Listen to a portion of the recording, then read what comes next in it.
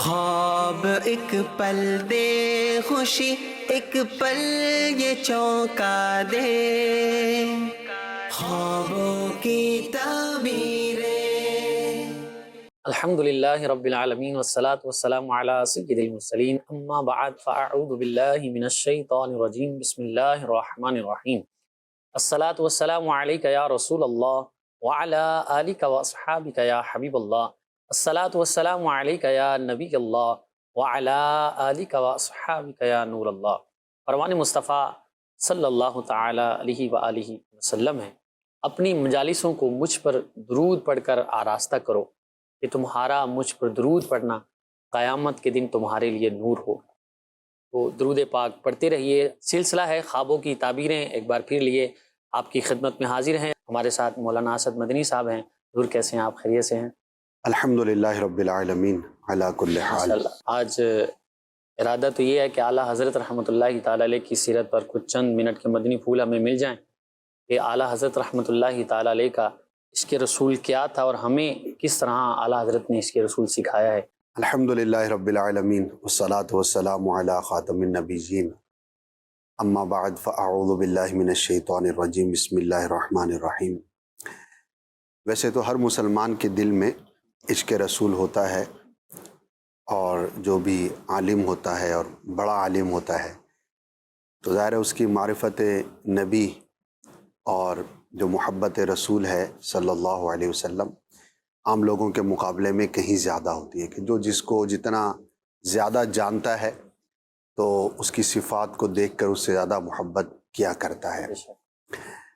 لیکن پھر لوگوں کے درمیان، علماء کے درمیان بھی بعض علماء وہ ہوئے، بعض ہستیاں ایسی ہوئیں کہ جو اس عنوان پر اللہ پاک نے انہیں بڑا مقام اور مرتبہ عطا فرمایا، جیسے علامہ نبہانی کا نام آتا ہے، اور اولیاء کرام میں بھی بعض اولیاء کرام جن کا تذکرہ اس عنوان پر ہمیں بہت زیادہ سننے کو دیکھنے کو ملتا ہے۔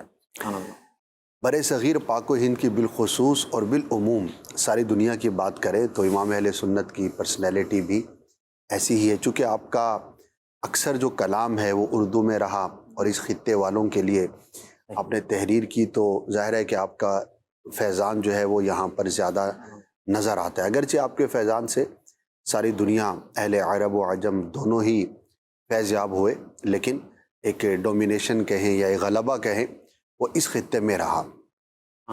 امام اہل سنت نے دو اعتبار سے عشق رسول کو عام فرمایا۔ دیکھیں، جب کسی سے محبت ہوتی ہے تو ایک تو بندہ اس کی تعریف کرتا ہے، دوسرا اس کے بارے میں اگر کوئی کمزور بات کرے تو اس کا رد کرتا ہے۔ امام اہل سنت نے دونوں اعتبار سے ہمیں رہنمائی فرمائی، اور ہم یہ کہنے میں بالکل آر نہیں ہے، اس کے اندر کوئی ایسی مبالغے والی بات نہیں ہے کہ ہمارے بالخصوص برِ صغیر پاک و ہند میں جو عشق رسول صلی اللہ تعالی علیہ وآلہ وسلم کی شمع روشن ہے اور لوگوں کو بھر بھر کر جام پلائے جا رہے ہیں، تو اس میں ایک بڑا حصہ امام اہل سنت کی تحریر کا، آپ کے اشعار کا اور آپ کی کتابوں کا ہے۔ بلکہ بعض جگہوں پر تو ایسا بھی دیکھا گیا کہ آپ کی یہ جو صفت ہے عشق رسول صلی اللہ تعالی علیہ وآلہ وسلم والی، وہ اتنی غالب ہے کہ لوگ آپ کے دیگر کارناموں کے بارے میں کم جانتے ہیں، یعنی کہ آپ کی شہرت ہی اس عنوان پر ہی زیادہ پائی جاتی ہے۔ حالانکہ آپ جتنے بڑے عاشق رسول تھے اتنے بڑے فقیہ بھی تھے، اتنے بڑے آپ اور بھی بہت ساری آپ کی خصوصیات تھی، محرر تھے، مصنف تھے، نہ جانے کیا کیا تھے، لیکن آپ کی یہ صفت بہت غالب رہی۔ اور آپ نے دونوں اعتبار سے کہ سرکار صلی اللہ تعالی علیہ وآلہ وسلم کی ذات پاک کے تعلق سے جب لوگوں نے کمزور بات کہی تو آپ نے اس کا قرآن و حدیث کی روشنی میں جو رد فرمایا اور اس پر جو انکار فرمایا، اور ان کے جو کمزور دلائل تھے ان کا جو آپ نے جواب دیا، وہ بھی لاجواب ہے۔ اب عوام ظاہر ہے کہ ہر تحریر کو نہ پڑھ سکتی ہے اور نہ ہی اس درجے پر جا کر اس کو سمجھ سکتی ہے۔ آج کل تو عام فہم اردو، بالکل آسان الفاظ بھی لوگ سمجھنے میں دشواری کا، آزمائش کا شکار ہوتے ہیں، کہاں امام اہل سنت کی تحریریں۔ تو بہرحال امام اہل سنت رحمۃ اللہ تعالی علیہ کی ذات اس حوالے سے ہمارے لیے مشعل راہ ہے، اور آپ کا عمل اور آپ کا جو بیان ہے اور آپ کی جو تحریر ہے، اسی سے اندازہ لگائیں کہ امام اہل سنت کا اکثر وقت تحریر میں صرف ہوتا تھا۔ سبحان اللہ۔ آپ کی زندگی میں سفر یعنی کہ ٹریول اور تقریر، بیان، اسپیچ، یہ بہت کم ہے۔ سال میں 2 یا 3 بیان فرمایا کرتے تھے، صحیح۔ اور اس سے اندازہ لگائیں کہ ان 2 یا 3 بیانات میں سے ایک بیان امام اہل سنت سرکار صلی اللہ تعالی علیہ وآلہ وسلم کی ولادت کے تعلق سے جو ہے وہ فرمایا کرتے تھے۔ سبحان اللہ۔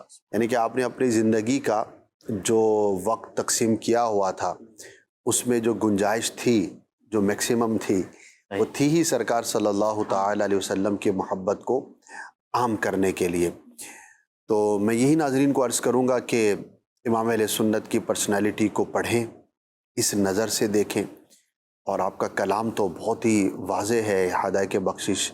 آپ کے بعض کلام تو عوام میں بہت مقبول ہیں، اور بعض ایسے کلام ہیں کہ جو عوام میں اتنے مقبول نہیں ہیں، لوگوں نے کم پڑھے یا ان کو سمجھنا چونکہ لوگوں کے لیے کچھ مشکل رہا تو وہ زیادہ پاپولر نہ ہوئے۔ لیکن جو بھی پڑھ سکتا ہے تو میں یہ عرض کروں گا کہ اب تو بہت آسان ہو گیا، اب تو کتاب پڑھنے کے ساتھ ساتھ عموماً ہم آپ کو کسی نہ کسی ویڈیو کا بھی لنک دیا کرتے ہیں۔ نغمات رضا کے نام سے ہمارا پورا ایک پروگرام کی سیریز ہے، جس میں امام علیہ سنت کے اشعار کی تشریح کو بیان کیا گیا ہے۔ رکن شورا عبدالحبیب بھائی نے الحمدللہ وہ پروگرام کیا ہے، ڈیفرنٹ نعت خوانوں نے اس کو پڑھا ہے کلام کو، اور آپ نے اس کی وضاحت کی ہے۔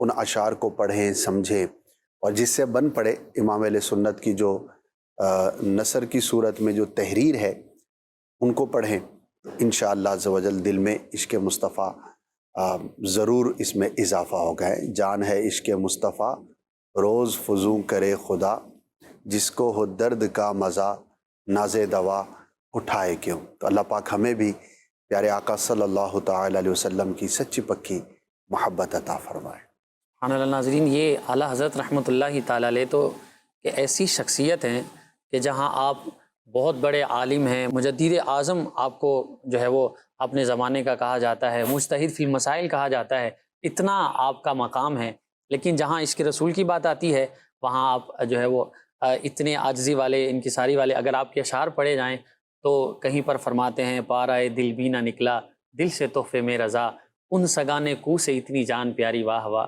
تو اعلیٰ حضرت رحمۃ اللہ تعالیٰ نے ہمیں عشق مصطفیٰ سکھایا ہے۔ آج جو سینوں میں ہمارے عشق رسول ہے، اس کی ایک وجہ اعلیٰ حضرت رحمۃ اللہ تعالیٰ علیہ کی تعلیمات بھی ہیں۔ الحمدللہ قبلہ شیخ طریقت امیر اہل سنت دامت برکاتہ العالیہ ہمیں تعلیمات اعلیٰ حضرت ہی کا پیغام دیتے ہیں، وہی درس دیتے ہیں، اور گویا کہ یہاں تک ہمیں فرما دیا کہ اعلیٰ حضرت پر ہماری آنکھیں بند ہیں۔ تو اعلیٰ حضرت رحمۃ اللہ تعالیٰ علیہ کی تعلیمات کو تھامیے۔ آپ نے جو ہمیں سکھایا ہے، جو تحقیقات آپ نے ہمیں دی ہیں، جو تعلیمات دی ہیں، جو عشق رسول سکھایا ہے، اس کو اپنی زندگیوں کا حصہ بنائیے۔ اللہ پاک ہمیں بھی اعلیٰ حضرت رحمۃ اللہ تعالیٰ علیہ کے عشق رسول کا حصہ نصیب فرمائے، اور آپ کی تعلیمات پر ہمیں مرتے دم تک قائم و دائم رکھے۔ بڑھتے ہیں ناظرین اپنے سلسلے کی طرف، اور آپ کے سوالات کو شامل سلسلہ کرتے ہیں۔ جی کال دیجیے۔ میرا نام اظہر علی ہے۔ میرا سوال یہ ہے کہ میں آج کل تقریباً 1 ہفتے سے زائد عرصہ ہو گیا یہ خواب دیکھ رہا ہوں اپنے بچوں کے حوالے سے، کہ میرا چھوٹا بیٹا ہے کہ وہ کبھی سو رہا ہے تو اس کا منہ کھلا ہوا ہے، تو اس کے منہ میں مکھیاں، اور اس قدر مکھیاں ہیں کہ میں مکھیاں ہٹا رہا ہوں تو وہ اس کے حلق میں جا رہی ہیں، اور کبھی یہ دیکھتا ہوں کہ اس کی آنکھوں سے خون آ رہا ہے، کبھی بڑی بیٹی کے کان سے خون آ رہا ہے، کبھی آنکھوں سے خون آ رہا ہے۔ یہ خواب میں آج کل یہ دیکھ رہا ہوں، کبھی بچوں کے منہ سے سانپ نکلتے ہوئے دیکھ رہا ہوں۔ تو یہ میرا سوال ہے کہ اس کی خواب کی تعبیر کیا ہے، کیا کرنا چاہیے، مجھے صدقہ خیرات کرنا چاہیے؟ چلیے جی، یہ تو واقعتاً ایسا اگر کوئی خواب دیکھا ہے تو بظاہر وہ ڈر تو جاتا ہے کہ میری اولاد کے ساتھ ایسا ہو رہا ہے، تو کیا فرمائیں گے؟ جی، اور میں یہ بھی سوچ رہا تھا کہ الحمدللہ ایک پازیٹیو چیز ہے کہ عوام میں صدقہ دینے کا ذہن اس اعتبار سے کافی پایا گیا ہے۔ انہوں نے تو خود تذکرہ کیا، ویسے بھی عموماً دیکھتے ہیں تو لوگ صدقہ کرتے ہیں، الحمدللہ اچھی بات ہے، اور یہ کرنا بھی چاہیے، خواہ وہ خواب نظر آئے یا ویسے کسی مصیبت میں، کسی تکلیف میں بندہ مبتلا ہو تو کچھ نہ کچھ صدقہ کر دینا چاہیے۔ تو جی بھائی بالکل آپ کچھ نہ کچھ صدقہ ضرور کریں. اللہ نے جو آپ کو عطا کیا ہے تو جتنا ہو سکتا ہے اللہ کی راہ میں خرچ کریں اس نیت کے ساتھ کہ اللہ پاک اس طرح کے خواب سے آپ کو محفوظ رکھے. دوسرا یہ ہے کہ ضروری نہیں ہوتا کہ اس طرح کا خواب دیکھا ہے تو آپ کے بچوں کے ساتھ ایسا ہی معاملہ درپیش ہو. کبھی شیطان بھی مسلمان کو پریشان کرنے کی کوشش کرتا ہے تو شیطانی خواب بھی ہو سکتا ہے. تو اس سے گھبرانے کی حاجت نہیں ہے. صدقہ آپ کر دیں اور یوں دعا کریں کہ یا اللہ پاک اگر اس خواب کا کوئی برا اثر میرے حق میں ظاہر ہونا تھا تو اس سے مجھے محفوظ فرما, تو انشاءاللہ بہتری کا سلسلہ ہوگا. دوسرا اس کو زیادہ سوچے نہیں اس کے بارے میں, جس طرح انہوں نے کہا نا کہ بار بار آج کل میں یہی دیکھ رہا ہوں, تو اس کی ایک وجہ بعض اوقات ہمارا اس خواب کے بارے میں کنٹینیو سوچ و بچار کرنا بھی ہو سکتا ہے. تو زیادہ غور نہ کریں, سونے سے پہلے آیت الکرسی پڑھ لیں, سورہ فلق سورہ ناس پڑھ لیں, ہاتھوں پہ دم کر کے اس کو پورے جسم پر, چہرے پر, سر پر پھیر لیں, سیدھی کروٹ سوئیں, باوضو سوئیں. انشاءاللہ عز و جل اس طرح کے خواب آنا بند ہو جائیں گے. البتہ ان سب چیزوں کے ساتھ اپنے بچوں کے لیے حفاظت کے لیے جو بھی آپ اقدام کر سکتے ہیں ظاہری اعتبار سے وہ ضرور کرنے چاہیے. بعض اوقات ہم کسی کوتاہی کا شکار ہوتے ہیں اور خواب کے ذریعے ہمیں انڈیکیٹ کیا جا رہا ہوتا ہے, تو غور بھی کریں اسباب کے اعتبار سے. اگر کہیں پر کوئی کمی کوتاہی محسوس کرے تو اس کو ضرور دور فرمائیں. چلیے جی, ہم نے جواب شامل کیا. مزید آڈیو کالز ہیں ہمارے پاس کچھ. ہاں جی چلائیے. خواب کے بارے میں پوچھنا تھا کہ حج اسود کو خواب میں دیکھا گیا ہے. نیکسٹ. خواب کے اندر نا بہت زیادہ سانپ دیکھے ہیں. اگلی کال دیجیے. کہ میں اکثر و بیشتر سانپوں کو دیکھتا ہوں آتے جاتے, رنگ برنگے سانپ میرے خواب میں 1-2 دن بعد جو ہے نظر آتے رہتے ہیں. تو برائے مہربانی اس کی تعبیر بتا دیں. اگلی کال دیجیے.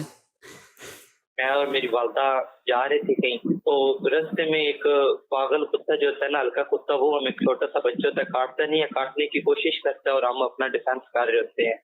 پہلے سائل تھے, سوال کیا کہ حجر اسود کو خواب میں دیکھنا کیسا ہے؟ ماشاءاللہ بہت مبارک ہے, اور یہ گناہوں سے توبہ کرنے اور اللہ کی بارگاہ سے مغفرت ملنے کی دلیل ہے. سبحان اللہ. تو اچھا خواب ہے, اللہ پاک کا شکر ادا کرنا چاہیے, اور ظاہری اعتبار سے بندے کو اپنے اعمال میں اگر نہیں کرتے تو شامل کرنی چاہیے. اللہ کی بارگاہ میں استغفار کی بندہ کثرت کرے, علامت اچھی ہے, اللہ پاک کی بارگاہ سے مغفرت کا پروانہ ملنے کی علامت. سبحان اللہ. اللہ پاک ہم سب کی بے حساب مغفرت فرمائے. اگلے کالر تھے, انہوں نے سوال کیا کہ بہت سارے سانپ جو ہے وہ خواب میں دیکھتا ہوں. برے شخص کی علامت ہے اور بکثرت نظر آنے والا خواب ہے. اللہ پاک کی بارگاہ میں دشمن سے, برے شخص سے حفاظت کے لیے دعا کرتے رہیں, کچھ صدقہ بھی کر دیں, انشاءاللہ حفاظت رہے گی. اچھا, تیسرے کالر سے ان کا بھی ملتا جلتا ہی سوال تھا کہ رنگ برنگے سانپ نظر آتے رہتے ہیں ان کو. ہاں جی, تو ان کو بھی یہی کرنا چاہیے. بعض کلر جو ہے وہ بیماری کی بھی علامت ہوتے ہیں, تو کچھ اس اعتبار سے بھی کانشیس رہنا چاہیے. کوئی ایسا کام غذا کے معاملے میں کسی اور اعتبار سے نہیں کرنا چاہیے کہ جو بیماری کا باعث ہو سکتا ہو. ٹھیک. لاسٹ کالر تھے, میں اور میری والدہ جا رہے تھے, کتا چھوٹا بچہ تھا تو وہ کاٹتا نہیں ہے, کوشش کرتا ہے, اور ہم بچنے کی کوشش کرتے ہیں. کبھی تو یہ خواب حالات سے متعلق ہوتے ہیں. ہمارے بدقسمتی سے بعض علاقوں میں ایسے کتے آوارہ پائے جاتے ہیں کہ جو نقصان بھی پہنچانے کی کوشش کرتے ہیں, یا بندہ اس کے بارے میں سوچ رہا ہوتا ہے کہ کہیں یہ مجھے نقصان نہ پہنچا دیں, تو بعض اوقات یہ سوچ بھی خواب کا باعث ہو سکتی ہے. اور اگر ایسا نہیں ہے تب بھی کمزور دشمن کی علامت ہوتی ہے. اللہ پاک کے بارگاہ میں دشمن سے حفاظت کے لیے دعا کریں, انشاءاللہ خیر ہو. اللہ پاک ہماری سب کی حفاظت فرمائے. مزید کال جو ہیں وہ ہم شامل سلسلہ کرتے ہیں. جی چلائیے. میرا نام عمران سلیم ہے. میرا سوال یہ ہے کہ خواب کے اندر دیکھا جاتا ہے کہ اکثر کوئی مٹھائی بانٹ رہا ہے, یا کوئی مرحومین آپ کے گھر آئے ہوئے ہیں جن کا انتقال ہو گیا ہے, وہ مٹھائی بانٹ رہے ہیں, مٹھائی کھا رہے ہیں یا کھلا رہے ہیں, تو اس خواب کی تعبیر ذرا بتا دیجیے. چلیے جی, مٹھائیاں کھائی بھی جا رہی ہیں, کھلائی بھی جا رہی ہیں. ہاں, کوئی خاص تعبیر نہیں ہے اس کی. مرحوم آ کر مٹھائی کھلا رہا ہے یا کھا رہا ہے, کوئی اسپیسیفک تو نہیں ہے. البتہ اوور آل اگر دیکھا جائے تو کسی فوت شدہ کو خوش دیکھنا, میٹھا کھاتے ہوئے دیکھنا, مٹھائی کھاتے ہوئے دیکھنا, کھلاتے ہوئے دیکھنا ایک اچھی علامت ہے. انشاءاللہ وہ عافیت میں ہوں گے. اللہ پاک کی بارگاہ میں ان کے لیے دعا اور ایصال ثواب ضرور کرتے رہیں. اس کو ہم اچھا خواب ہی تصور کریں گے اور امید رکھیں گے کہ جو فوت شدہ آپ نے دیکھے ہیں جو مسلمان دنیا سے چلے گئے اللہ پاک کی بارگاہ میں وہ عافیت میں ہوں گے. چلیے مزید سوالات جو ہے وہ شامل سلسلہ کرتے ہیں. جی دیجیے سوالات دیجیے. میرا نام محمد ساویس ہے. میں نے خواب میں اپنے مرحوم چاچا کو دیکھا اور اچھی حالت میں دیکھا. مجھے کسی بات کی نصیحت دے رہے تھے خواب. اس کی تعبیر کیا ہوئی؟ چلیے نیکسٹ دیجیے. میں نے یہ خواب دیکھی میں خود کو دیتا ہوں میں فوت ہو چکا ہوں. Next call. میری وائف نے رات کو خواب دیکھا ہے. وہ دیکھ رہی ہے کہ میرے گلے میں کینسر ہوا ہے. نیکسٹ. اپنی روح نکلنا خواب میں دیکھنا. چلیے شامل سلسلہ کرتے ہیں آپ کے جوابات کو. پہلے سائل ہیں کہ مرحوم چچا کو دیکھا ہے, کچھ نصیحت کر رہے ہیں. کیا نصیحت کر رہے ہیں وہ انہوں نے نہیں بتائی, تو اگر یاد ہوتی تو اچھی بات تھی. بہرحال چچا نے کوئی اچھے کام کا کہا ہوگا تو غور کریں کون سے اچھے کام ہیں جو آپ کو کرنے چاہیے اور آپ نہیں کر پا رہے, تو ان کی طرف رغبت رکھیں. بعض اوقات خواب کے ذریعے بھی بندے کو نیک کام کی ترغیب دی جاتی ہے, کبھی کسی کی شکل میں کبھی کسی کی شکل میں, تو اس کو پازیٹیو لینا چاہیے. ٹھیک. نیکسٹ کالر ہیں. سوال یہ تھا کہ خود کو خواب میں انتقال ہو گیا, یہ ایسا دیکھا ہے انہوں نے. تنبیہ ہوتی ہے بعض اوقات کسی غلط کام میں بندہ مبتلا ہوتا ہے اور اللہ پاک کی جانب سے اس طرح کا خواب دکھایا جاتا ہے کہ بندہ گناہوں سے غلط کاموں سے اپنے آپ کو دور رکھے, موت کو یاد کرے. اور بعض اوقات موت جو ہے وہ آزادی کی بھی علامت ہوتی ہے. کسی کیفیت میں گھرا ہوا ہے بندہ, کسی مصیبت میں ہے, تو اللہ پاک کی رحمت سے اس سے نکلنے کا سبب اور راستہ اس کے لیے میسر ہوگا, تو یوں اچھا بھی ہوتا ہے بعض صورتوں. ٹھیک. نیکسٹ کالر تھے کہ میری وائف نے خواب دیکھا ہے کہ ان کے گلے میں کینسر ہے. اللہ پاک آپ کی بھی حفاظت فرمائے, ہر مسلمان کی حفاظت فرمائے, لیکن ظاہری اسباب کے اعتبار سے آپ دیکھ لیجئے کہیں آپ پان گٹکا یا کوئی ایسا آپ کی روٹین میں چیز تو نہیں ہے جو آپ کے لیے نقصان دہ ہو. ابھی پچھلے دنوں ایک جاننے والے کام کرتے ہیں کہیں, تو وہ یہی گٹکا وغیرہ کھاتے تھے. اب وہ کھانے کی نالی بند ہو گئی, آپریشن کے لیے بیچارے گئے, ایک چھوٹا آپریشن ہوا, اب دوسرا آپریشن ان کا ہونا ہے. تو خاص طور پر یہ پان گٹکا اس طرح کی اور بھی کئی چیزیں, اب تو ان پہ پابندی بھی ہے قانون کے اعتبار سے, لیکن بدقسمتی سے اگر میں اپنے ملک کی بات کروں تو کراچی شہر میں اس کا استعمال زیادہ ہے, اور بھی جگہوں پر ہے لیکن زیادہ ہے. تو اگر ہمارے ناظرین میں کوئی ایسا شخص ہے تو برائے کرم آپ سے ریکویسٹ ہی کر سکتے ہیں, ظاہر ہے کہ آپ اپنے آپ پر رحم کھائیں اور کسی بھی ایسی عادت سے اپنے آپ کو دور رکھیں. سگریٹ بھی اسی میں شامل ہے, اس کے ذریعے بھی کینسر بھی ہوتا ہے اور بہت ساری بیماریاں ہوتی ہیں. اور دیکھا ہے ہم نے لوگوں کو مرتے ہوئے بھی دیکھا ہے, بعضوں کا انتقال اسی وجہ سے ہوتے ہوئے بھی دیکھا ہے. اللہ پاک ہم سب کو ہر اس عادت سے محفوظ فرمائے جو ہمارے ظاہری جسم کی صحت کے لیے نقصان دہ ہو یا باطنی ہماری صحت کے لیے نقصان دہ ہو. تو گلے کا کینسر اس کی ایک بڑی وجہ عموماً پان گٹکا ماوا اور یہ الٹی سیدھی چیزیں, یہ سگریٹ نوشی بھی ہوا کرتا ہے. تو اگر خواب دیکھنے والا ایسے کسی کام میں مبتلا ہے تو اس سے دور رہے. چلیں اللہ پاک ہم سب کی حفاظت فرمائیں. اور یہ پان گٹکا جو اکثر کھاتے ہیں تو کینسر سے پہلے ہی ان حالت ایسی ہو جاتی ہے اسد بھائی کہ کبھی کبھار منہ ہی نہیں کھلتا. ہاں جی, اور وہ نوالا منہ میں ڈالنے کے لیے اتنی تکلیف ہوتی ہے. بالکل اب نارمل ہو جاتے ہیں اور شیپ چینج ہو جاتی ہے, بات نہیں ہو سکتی, پرسنالٹی ڈیمیج ہو جاتی ہے. اچھے اداروں کے اندر تو انٹرویو کے اندر میں جانتا ہوں ایسے اداروں کو کہ جب انٹرویو لے رہے ہوتے ہیں تو انٹرویو میں وہ دیکھ لیتے ہیں کہ یہ پان گٹکے والا تو نہیں ہے. اگر ہے تو بعض اچھے اداروں میں اوائڈ کرتے ہیں کہ یار اس پوسٹ پر اگر یہ آ گیا تو میں وہ کر کے نہیں دکھا سکتا جس طرح یہ بے ڈھنگے انداز پر بات کر رہے ہوتے ہیں. اور اتنا برا لگتا ہے کہ کوئی اگر مہذب آدمی سامنے ہو تو بولے یار یہ کیسا آدمی ہے, کیونکہ منہ کے اندر جب اس طرح کی چیز ہوتی ہے اور اس کے دوران وہ کوئی بات کر رہے ہوتے ہیں تو بڑا عجیب فیل ہو رہا ہوتا ہے. تو پوری ایک جو سمجھے کہ دینی دنیاوی ہر اعتبار سے جو ہے اس کو برا ہی کہا جائے گا. تو بہرحال سمجھا سکتے ہیں ہم, اللہ پاک ہمیں سمجھنے کی توفیق عطا فرمائے. اس میں ساتھ میں یہ بھی کرتے ہیں کہ وہ جہاں دل کر دے گا پھر پیک پھینک دیں گے. ہاں وہ تو ان کی ایکسٹرا کارکردگی ہے نا, وہ ان سب چیزوں کے ساتھ ایک اور ان کی جو ہے نا وہ کارکردگی ہوتی ہے جو ہر جگہ پہ نظر آ رہی ہوتی ہے. صحیح صحیح. بہرحال ڈیزاسٹر ہے پیسوں کا. میں پوچھتا رہتا ہوں بعض اوقات ملتے ہیں سامنے تو عموماً ایک غریب سے غریب آدمی بھی جو سستی سے سستی چیز بھی کھاتا ہے نا, مہینے کے 3-4 ہزار روپے تو اس کے نکل ہی جاتے ہیں. ایسا ہی ہے. صحیح. اور جیسا عادی اور جیسی چیز کا عادی تو خرچ بھی ہے, پیسوں کا ضیاع بھی ہے. اور سب سے بڑھ کر جب ان کا بیچاروں کا حال بے حال ہوتا ہے نا, اور جب آزمائش میں آتے ہیں تو رحم بھی آتا ہے. ظاہر ہے مسلمان ہے تو رحم ہی کھائیں گے, رحم ہی کھانا چاہیے. آتا بھی ہے لیکن اس وقت بندے کو افسوس بھی ہوتا ہے کہ یار کاش کہ ایسا نہ کرتا, اور پھر سارا خاندان بیچارہ پریشان ہوتا ہے. بہرحال جو بھی ایسے افراد ہیں اللہ پاک ان کو عقل سلیم عطا فرمائے. امیر اہل سنت کا رسالہ ہے, اس کا نام ہی پان گٹکا ہے, پان اور گٹکا, تو وہ پڑھ لیں. اس کے اندر کچھ واقعات بھی ہیں, کچھ نصیحت کی باتیں بھی ہیں, سمجھانے کی چیزیں ہیں. کئی لوگوں نے الحمدللہ دعوت اسلامی کے دینی ماحول کی برکت سے ان چیزوں سے اوائڈ بھی کیا ہے, چھوڑا بھی ہے.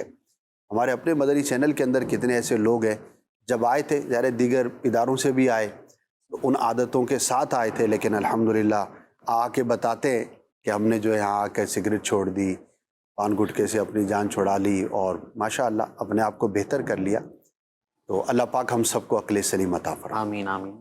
دینی ماحول اور اچھے ماحول کی اور اچھی صحبت کا اثر بھی ہوتا ہے کہ بندہ ایسی چیزوں کو خود بخود جو ہے وہ اوائڈ کرنے لگ جاتا ہے. حضور ہمارے پاس کچھ میسیجز ہیں اور شامل سلسلہ کرتے ہیں. خواب میں صدقہ دینا کیسا؟ میں نے صدقہ دیتے ہوئے خود کو دیکھا ہے. بہت اچھا ہے, ظاہر ایک نیک کام ہے اور بہت افضل کاموں میں سے ایک کام ہے. صحیح. تو اللہ پاک نیکی کے کام پر توفیق عطا فرمائے گا. آمین. اچھا خواب ہے.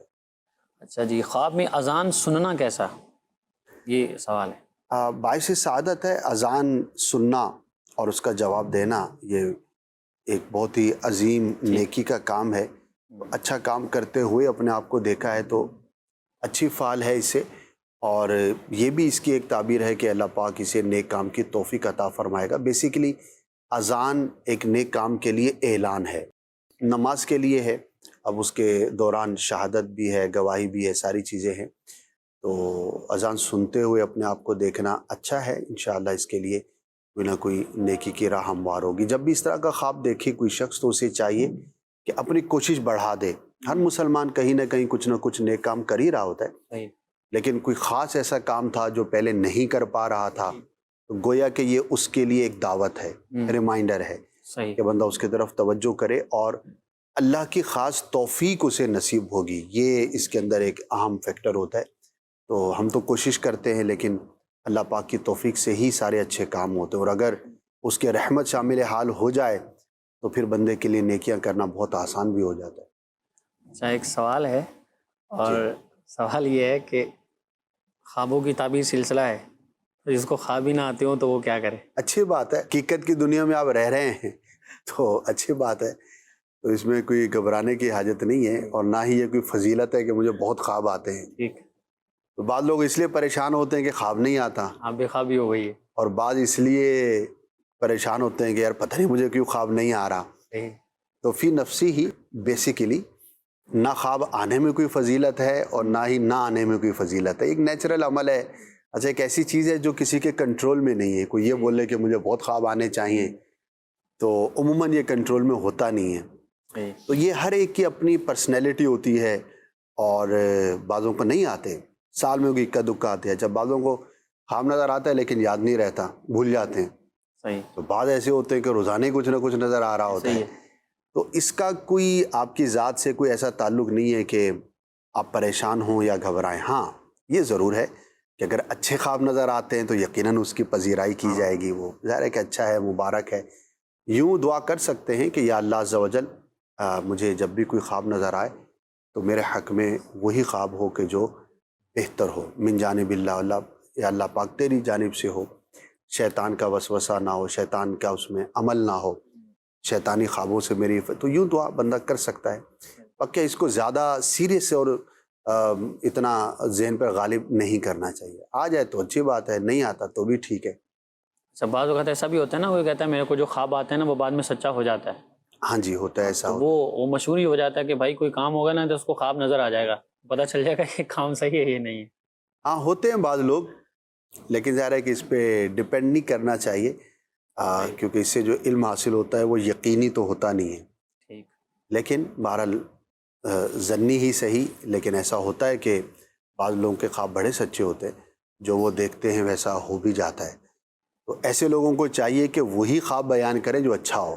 صحیح صحیح. اگر کوئی برا ہے، کسی کے بارے میں برائی دیکھتے ہیں تو اسے بیان نہیں کرنا چاہیے، اور ہرگز نہیں کرنا چاہیے. برا خواب تو کسی سے بھی بیان نہیں کرنا چاہیے، بلکہ جس کے بارے میں دیکھا ہے اس کے بارے میں اللہ پاک کی بارگاہ میں بس دعا کر کے عافیت کے لیے مطمئن ہو جائیں اور اس شخص کو خاص طور پر بیان نہ کریں.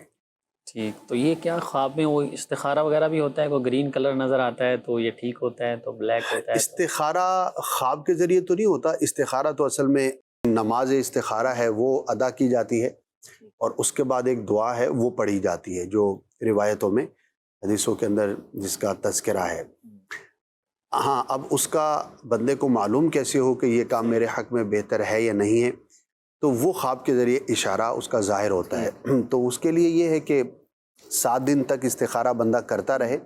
کسی کو پہلے دن اشارہ مل جاتا ہے، کسی کو دوسرے دن، کسی کو تیسرے دن، لیکن مختلف ہوتے ہیں.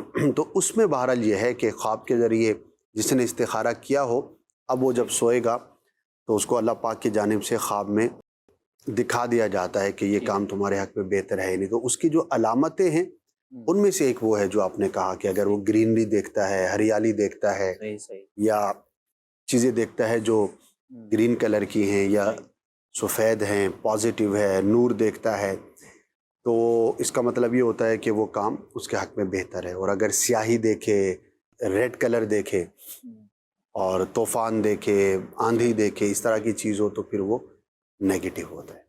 چلیں ناظرین، آپ کے خواب ہمیں شامل کیے ہیں. ایک ویڈیو ہمارے پاس پیکیج ہے، آئیے شامل سلسلہ کرتے ہیں.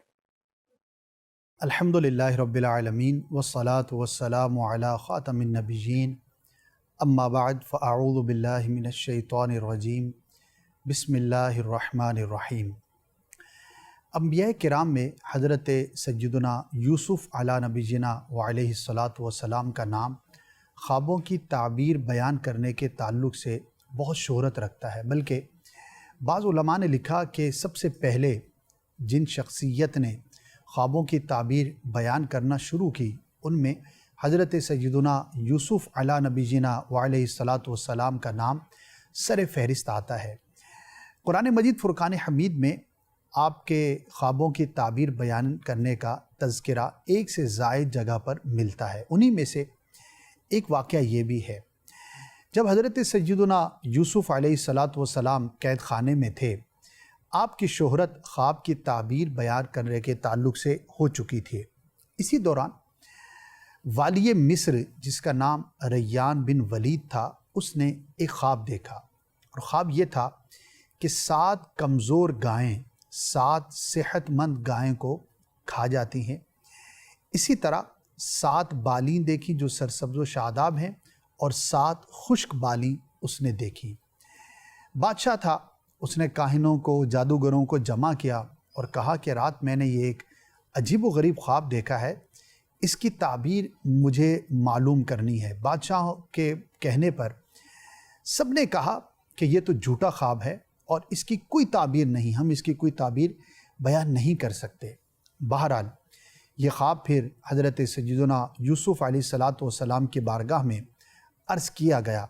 آپ نے اس کی تعبیر بیان فرمائی اور اس کی ڈیٹیل کچھ یوں ارشاد فرمائی کہ اے بادشاہ، تم 7 سال تک کھیتی کرو گے، پھر اس کے بعد 7 سال ایسے سختی کے آئیں گے کہ جس میں تمہاری کھیتی نہ ہو سکے گی.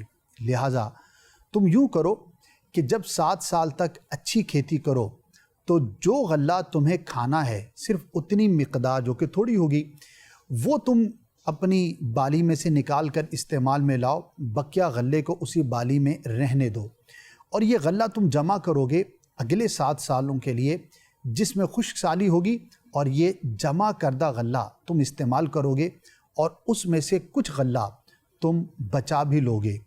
پھر 7 سال کے بعد 1 سال ایسا آئے گا کہ جس میں اللہ پاک لوگوں کو بارش عطا فرمائے گا اور وہ خوب جو ہے وہ پھلوں سے، غلے سے فیض یاب ہوں گے.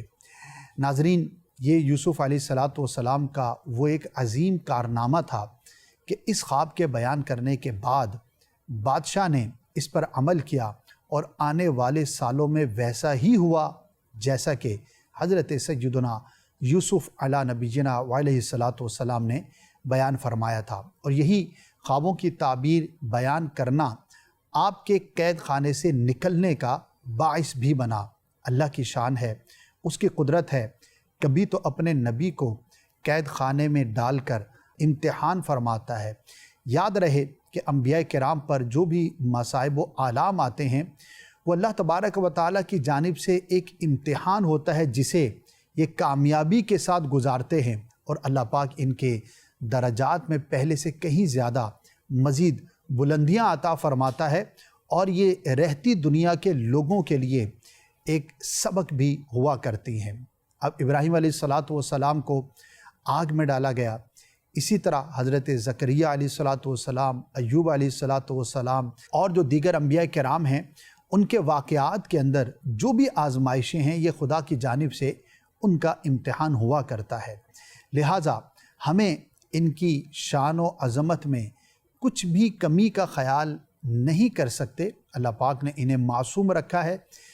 نبی معصوم ہوتا ہے ہر طرح کے گناہ سے، تو جو بھی امتحانات ہوتے ہیں وہ ان کی درجات کی بلندی کے لیے ہوتے ہیں۔ دوسرا، اس قرآنی واقعے سے ہمیں یہ بھی معلوم ہوا کہ خواب کے ذریعے مستقبل میں پیش آنے والے واقعات کے بارے میں خبر دی جاتی ہے، اور بعض اوقات یہ پازیٹیو یوں ہوتے ہیں کہ بندہ اس مصیبت کے آنے سے پہلے اس کے لیے اسباب اختیار کرے اور مصیبت سے بچنے کا اہتمام کرے، جیسا کہ یوسف علیہ الصلاۃ والسلام نے والی مصر کو جو مشورہ دیا وہ ان کے لیے بہت زیادہ مفید ثابت ہوا۔ اللہ پاک کی ان پہ رحمت ہو اور ان کے صدقے ہماری مغفرت ہو۔ صلو علی الحبیب صلی اللہ تعالی علی محمد صلی اللہ علیہ وآلہ وسلم۔ جی ناظرین، آپ نے قرآنی واقعہ سنا جس میں حضرت یوسف علیہ الصلاۃ والسلام کے خواب کا ذکر تھا، شخصیات کے خواب، یہ سیگمنٹ آپ نے ملاحظہ کیا۔ مزید سوالات کچھ میسیجز کے ذریعے ہیں، وہ آپ کے شامل سلسلہ کرتے ہیں۔ میسیج ہے کہ ایک میری بہن نے خواب دیکھا ہے کہ میری خالہ ہمارے گھر مٹھائی لے کر آئی ہیں اور کہتی ہیں کہ میری امانت مجھے دے دو۔ اب اس کی تعبیر بتا دیں۔ اس بنیاد پر تو ہم کوئی حکم نہیں لگا سکتے، اور نہ ہی اس پر کچھ بہت زیادہ ڈپینڈ کرنا چاہیے۔ البتہ یہ ضرور ہے کہ غور کر لیا جائے کہ کیا واقعی ان کی کوئی امانت ایسی ہے جو گھر میں رہ گئی ہے، جو دینے والی ہے۔ یعنی حق العبد کا اگر کوئی ایسا معاملہ ہو تو بعض اوقات انڈیکیشن ہوتا ہے کہ بندہ کوئی چیز بھول گیا ہے اور خواب کے ذریعے اس کو بتائی جاتی ہے۔ تو غور کر لیں کہ خالہ کی کوئی ایسی چیز ہے جو آپ پر لوٹانا یا دینا لازم ہو، خواہ وہ فرض و واجب ہو یا اخلاقاً بھی ہو سکتا ہے کوئی ایسی چیز ہو جس کی طرف آپ کی توجہ نہ ہو۔ تو غور کر لیں، اگر کوئی ایسی چیز ہو تو وہ لوٹا دے، جی خالہ ہیں۔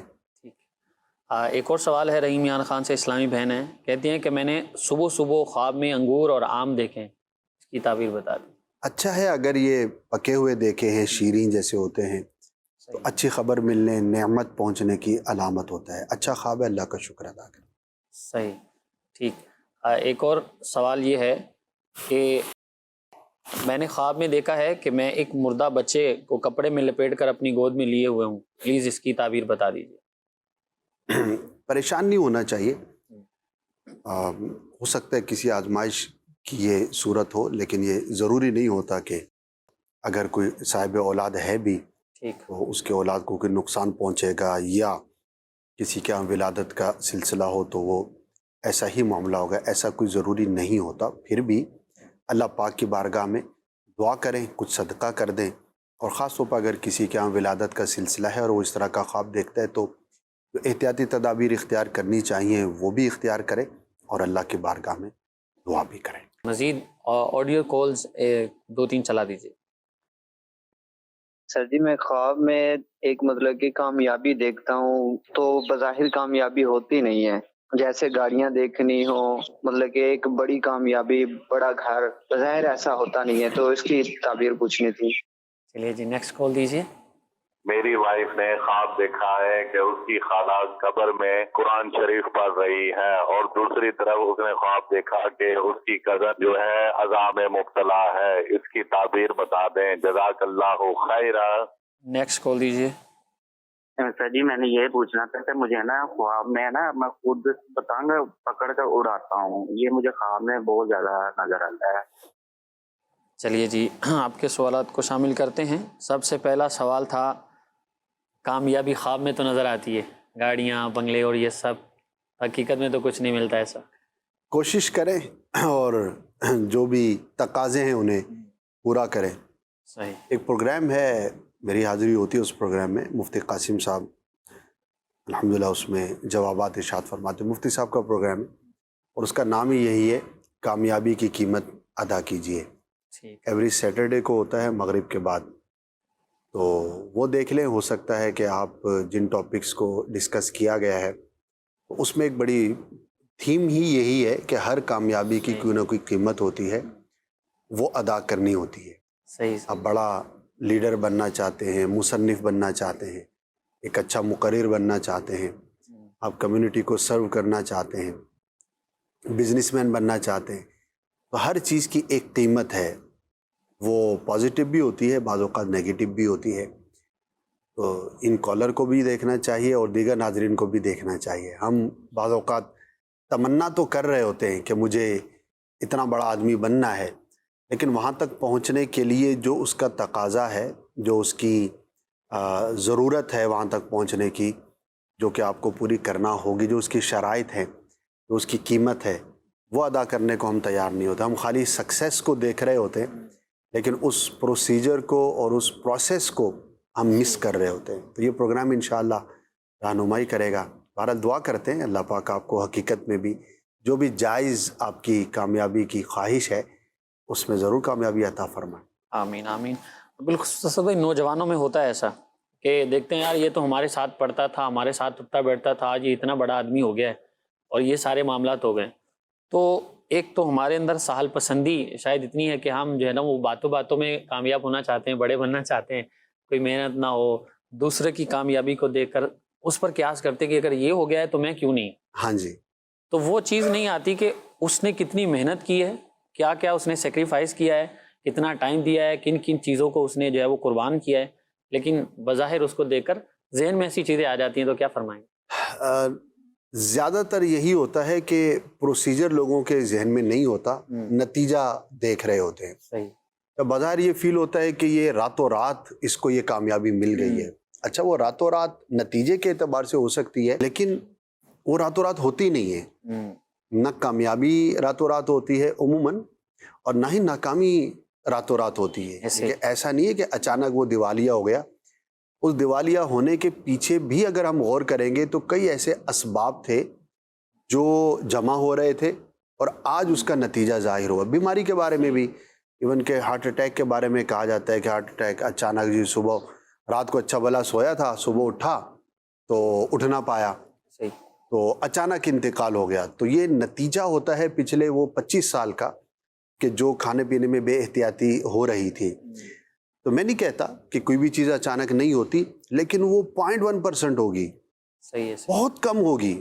اکثر یا غالب آپ کہیں وہ یہی ہے کہ ہر چیز کا ایک نظام کائنات جو اللہ پاک نے تخلیق فرمایا ہے، اس میں اگر ہم غور کرتے ہیں تو there is a reason for each and ایوری تھنگ۔ ایک پروسیجر، ایک پیچھے ایک پروسیس ہوتا ہے جو کمپلیٹ ہو رہا ہوتا ہے، تو وہ کامیابی کے لیے بھی ہے اور ناکامی کے لیے بھی ہے۔ تو اللہ پاک سے ہم عافیت کا سوال کرتے ہیں، ہر اچھی کامیابی اللہ پاک ہمیں عطا فرمائے، اور ہر وہ چیز کے جو ہمارے رب کے نزدیک ناپسندیدہ ہے اللہ پاک اس سے ہمیں محفوظ فرمائے۔ تو بہرحال نوجوانوں کا آپ نے انڈیکیٹ کیا، تو ظاہر ہے کہ لاوبالی پن ہوتا ہے، جذبات ہوتے ہیں، تو بعض اوقات وہ غور نہیں کر پا رہے ہوتے۔ تو میں عرض کروں گا کہ اپنے بڑوں کی سیرت کو پڑھیں، ایون کہ بزرگان دین اولیاء کرام جن کے ہم تذکرے سنتے ہیں کہ اللہ پاک نے ایسی ان کو کرامت عطا فرمائی، تو وہ بھی اچانک نہیں ہوتی، ان کی کوششیں ہوتی ہیں۔ اگرچہ سب کچھ اللہ کی عطا سے ہی ہے، لیکن ولایت کے بارے میں کہا نا کہ ولایت کسبی نہیں ہے، یعنی کہ اب ایسا نہیں ہے کہ کوئی اس کا سلیبس ہے کہ آپ یوں کریں گے تو ولی بن جائیں گے۔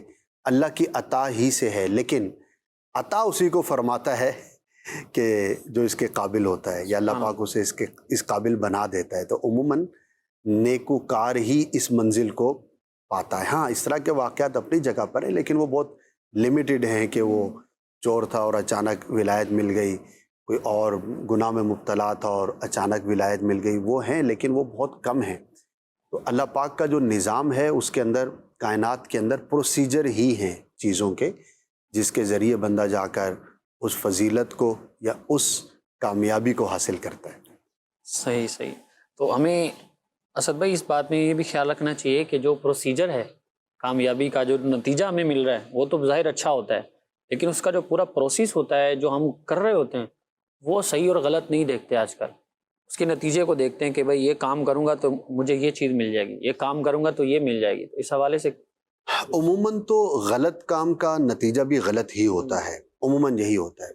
بظاہر اگر غلط طریقے سے کوئی بظاہر پازیٹیو رزلٹ آ بھی جائے، سب بھی اس پروسیجر کو یا اس طریقہ کار کو بالکل بھی سراہا نہیں جائے گا. اور آپ اگر کہیں پر غلط طریقے سے کہیں پر پہنچ بھی گئے، لیکن جو اس کا پیچھے جو پارٹ ہے ظاہر ہے کہ وہ برا ہی کہلائے گا. نمبر 2 یہ بھی ہے کہ بظاہر ہمیں وہ کامیابی نظر آ رہی ہوتی ہے، لیکن اگر اس کے پروسیجر میں کچھ کمی ہے، کوتاہی ہے، تو وہ نعمت پھر چھن بھی جاتی ہے. ہم نے ایسے لوگوں کو دیکھا تو سفارش کے ذریعے آگے تو بڑھ گئے، اب اس پوسٹ کے یا اس منصب کے وہ قابل نہیں تھے، وہ چاپلوسی کر کے یا سفارش کروا کے یا رشوت کے ذریعے اگر پہنچ گئے تو کچھ عرصے کے بعد ان کا ڈکلائن بھی ہو جاتا ہے، کیونکہ وہ جو اس کی ضرورت اور تقاضے تھے وہ تو پورے ہوئے نہیں تھے.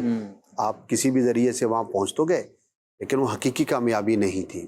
تو اس پہ خوش نہیں ہونا چاہیے، اور جو صحیح طریقہ ہے کسی بھی صحیح جگہ پر پہنچنے کا تو ہمیں وہی اختیار کرنا چاہیے. چلیں سلسلے کا وقت اختتام کی طرف ہے. آخری سوال جو ہے وہ شامل سلسلہ کرتے ہیں. کالر تھے کہ خالہ کو دیکھا ہے کہ وہ قبر میں قرآن پاک پڑھ رہی ہیں.